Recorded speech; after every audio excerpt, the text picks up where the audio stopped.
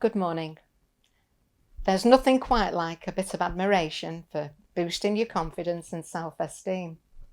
We all like to be liked.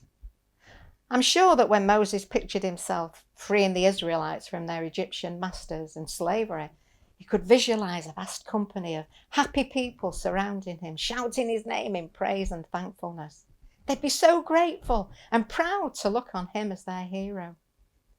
But what a slap in the face he received when a comment was made by an Israelite who had witnessed him killing an Egyptian whilst beating a Hebrew slave.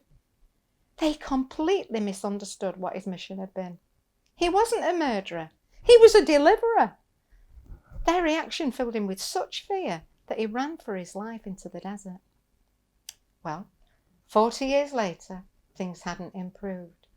After confronting Pharaoh and telling him to let God's people go, the Israelites were ordered to gather their own straw to make bricks, but were expected to produce as many bricks as before. Because of Moses' interference, the burdens of the Israelites, instead of being reduced, were actually increased. What else did he expect them to do other than complain? But it was all aimed at the one who had apparently caused their trouble, Moses. After delivering the whole nation of Israel from Egypt and taking them through the desert on their journey to the promised land, the Israelites still complained at the lack of food and water, even going so far as to say they wished they were still in Egypt. How on earth must Moses have felt about that? God had specifically taken these people into the wilderness to prove them. And poor Moses, simply by being obedient to what God asked him to do, was continually in the line of fire. You know, Moses actually a wonderful example of someone who could withstand pressure. And he did it because he was the meekest man on earth and always directed his distress to God. He loved with a passion the people he had sent to deliver, and was even willing for his own name to be blotted out of God's book in order to save their lives when God threatened to destroy them. He could lead because he loved. He was not a bully, driving them from the rear. He was out there in the front. And they followed him because they knew he had a real relationship with God. It can be very disheartening to be a leader. People just don't understand things from your perspective. And how can they? You're the one getting the directives from God. If they were the leader and not you, then the boot would be on the other foot. But because you are the leader, then God expects you to act in specific ways. A leader must be able to take pressure. If you find it too stressful to withstand the pressure, then we have a saying, if you can't stand the heat, stay out the kitchen. Because we're not all leaders in churches or workplaces, we may not consider ourselves to be leaders. But once we profess to others that we have a relationship with God, we are now on view, and people are watching to see how we react when under pressure. Sociologists tell us the most introverted of people will influence 10,000 others in an average lifetime. So imagine how many people you have knowingly or unknowingly influenced in your life so far. Every person you come in contact with is impacted in some way. Pressure is not usually thought of as something we would welcome. We use the word when we feel burdened or have problems and difficulties or are in pain or feel distressed.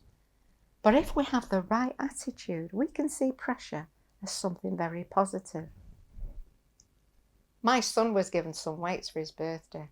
He'd never done weight training before, and he groaned at the pain he was putting his body through. But after a couple of weeks of lifting these weights and fighting through the pain, he actually began to boast about the soreness rather than complain. His mentality had altered because he realised that when he lifted weights, which were too heavy for him to lift easily, his muscles ripped, and that's what caused the pain. But after the muscles healed, they were bigger and stronger, and he began adding more weights, more pressure, because he was really pleased with the results. The more pressure you put yourself under when weight training, the bigger your muscles get and the stronger you become.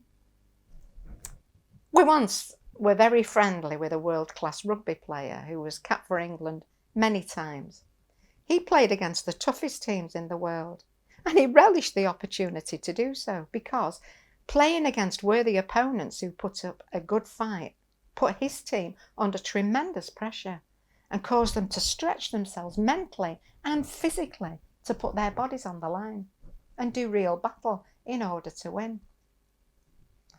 What we forget, is that problems are common to man.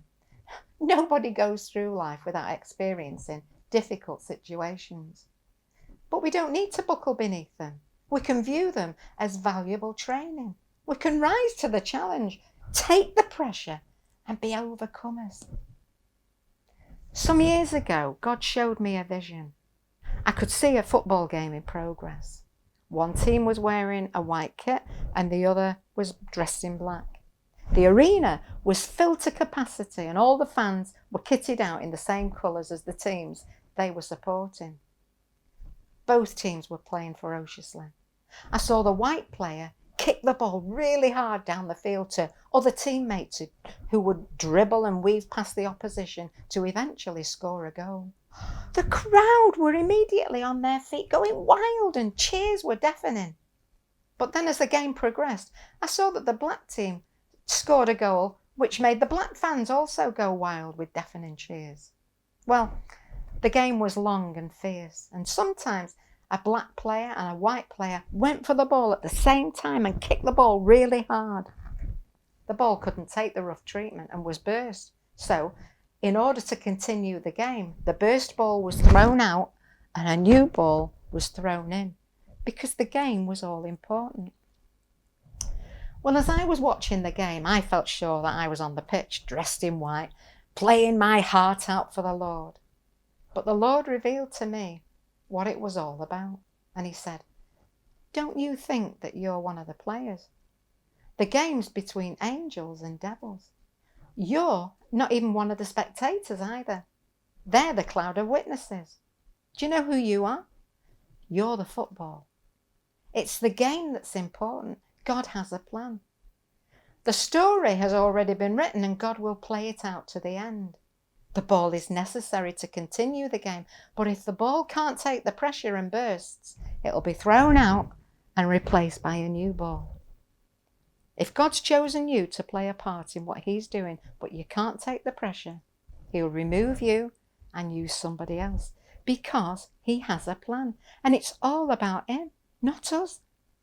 As we see in the story of Job and the pressure that Satan put Job through.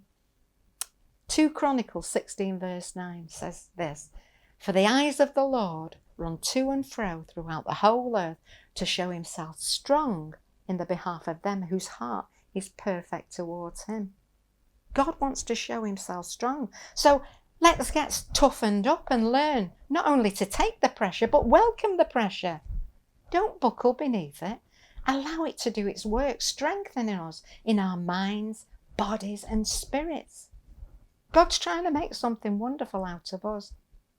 I don't know whether you know this, but diamonds were originally just lumps of wood which had been put under tremendous pressure for a long, long time. So don't sell yourself short.